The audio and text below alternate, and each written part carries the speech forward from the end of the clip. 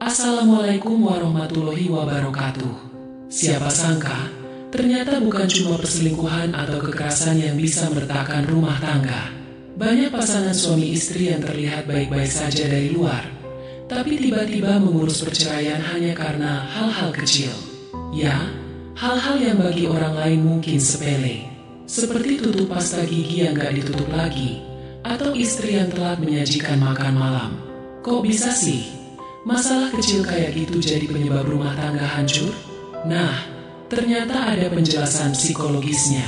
Yuk, kita bahas santai tapi mendalam. Kenapa sih masalah-masalah sepele ini bisa jadi bom waktu dalam hubungan suami istri? Satu, masalah kecil itu bukan soal masalahnya, tapi soal akumulasi rasa. Menurut para psikolog keluarga, masalah kecil seperti piring kotor yang gak dicuci atau baju yang dilempar sembarangan bukanlah penyebab utama konflik. Tapi, ketika hal itu terjadi berulang-ulang dan tidak pernah dibahas atau diselesaikan, maka perasaan kesal akan terakumulasi. Bayangkan aja kalau kamu tiap hari harus menghadapi pasangan yang gak pernah perhatian atau gak peka. Awalnya mungkin kamu cuma ngeluh dalam hati, palingan dia lupa.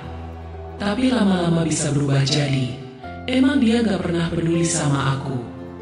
Dari situlah konflik besar bisa muncul, padahal cuma gara-gara sandal yang gak dirapihin.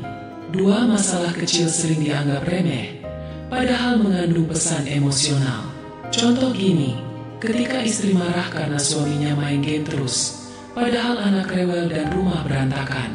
Si suami mungkin mikir, kan cuma sebentar main game, kenapa sih lebay banget? Padahal, di balik omelan itu, ada rasa kecewa.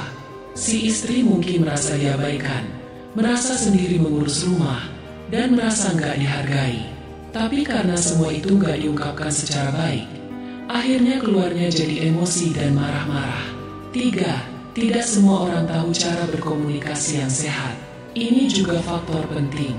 Banyak pasangan yang terbiasa memendam perasaan karena takut ribut, atau malah terlalu meledak-ledak karena udah terlalu lama dipendam. Nah, ketika komunikasi gak sehat, masalah sekecil apapun bisa jadi besar. Misalnya, istri ngomong pelan, "Mas, tolong buang sampah ya."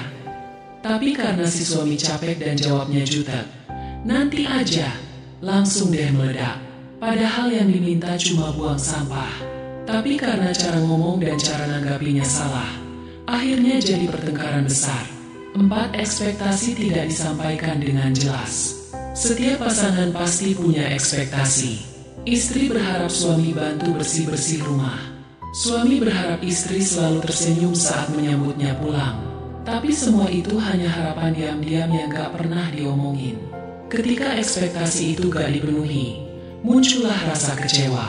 Dan sayangnya, karena gak diungkapkan dengan baik, maka setiap perbedaan kecil langsung terasa seperti pelanggaran besar. Padahal si pasangan gak tahu kalau dia udah bikin kecewa. 5. Kurangnya rasa syukur dan apresiasi. Kata para psikolog, banyak pasangan yang terlalu fokus pada kekurangan pasangannya, sampai lupa melihat kelebihan dan usaha kecil yang sudah dilakukan. Misalnya, suami udah capek-capek kerja, istri malah nyindir. Kerja terus, gak pernah ada waktu buat anak. Atau istri udah capek masak, suami cuma bilang, "Kok sayurnya keasinan?" Akibatnya, pasangan jadi merasa gak dihargai, dan perlahan-lahan timbul rasa hambar dalam hubungan. 6. Tidak adanya waktu berkualitas bersama. Masalah kecil seringkali jadi pemicu konflik besar karena hubungan itu sendiri sudah renggang. Banyak pasangan yang terlalu sibuk kerja, urus anak, atau main HP, sampai lupa ngobrol dan tertawa bareng. Akibatnya, begitu ada masalah kecil, langsung jadi ledakan besar karena gak ada lagi ikatan emosi yang kuat sebagai penyangga. Rasa cinta dan sayangnya udah mulai pudar karena jarang disiram dengan momen-momen manis. 7. Ego yang terlalu besar. Kadang bukan masalahnya yang penting, tapi siapa yang mau mengalah. Banyak pasangan yang gak mau minta maaf duluan, karena gengsi. Akhirnya, masalah kecil terus terbawa dan jadi dendam berkepanjangan. Contoh, suami lupa hari ulang tahun istrinya. Istri kecewa, tapi gak mau ngomong. Malah diam 1000 bahasa dan berharap suami sadar sendiri. Tapi si suami gak ngerti, malah merasa dicuekin. Jadilah perang dingin berhari-hari, padahal cuma soal lupa tanggal. 8. Terbiasa membandingkan. Salah satu racun paling berbahaya dalam rumah tangga adalah kebiasaan membandingkan pasangan dengan orang lain. Misalnya, istri bilang, "Coba kayak suaminya si A, rajin bantuin istri." Atau suami bilang, "Kamu gak kayak istri temenku, dan terus." Hal-hal kayak gini bikin pasangan merasa tidak cukup dan gak pernah bisa memuaskan pasangannya. Ini bikin masalah kecil makin terasa menyakitkan. 9. Tidak ada evaluasi dan introspeksi. Banyak rumah tangga yang jalannya cuma mengalir aja, tanpa pernah saling evaluasi. Padahal dalam hubungan, penting banget untuk duduk bareng dan ngobrol soal apa yang bikin senang, apa yang bikin sakit hati, dan apa yang perlu diperbaiki.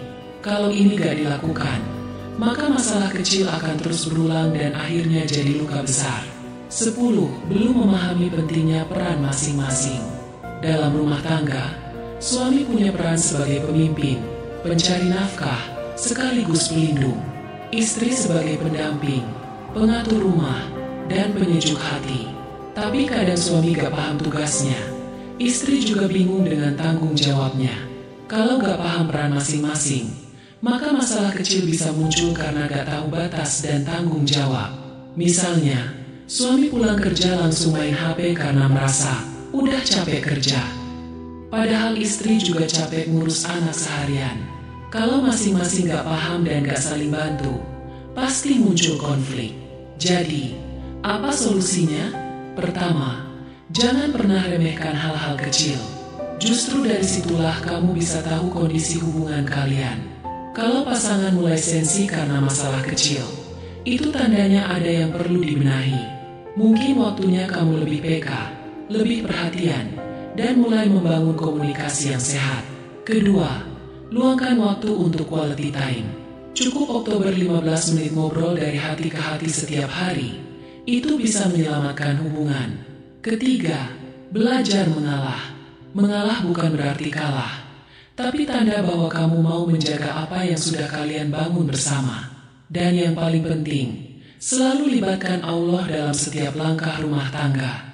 Karena sehebat apapun kita menjaga, tanpa pertolongan Allah, semuanya bisa runtuh. Minta agar rumah tangga kita dijaga dari perpecahan, dari godaan emosi, dan dari bisikan syaitan yang selalu ingin memecah kebahagiaan. Wassalamualaikum warahmatullahi wabarakatuh.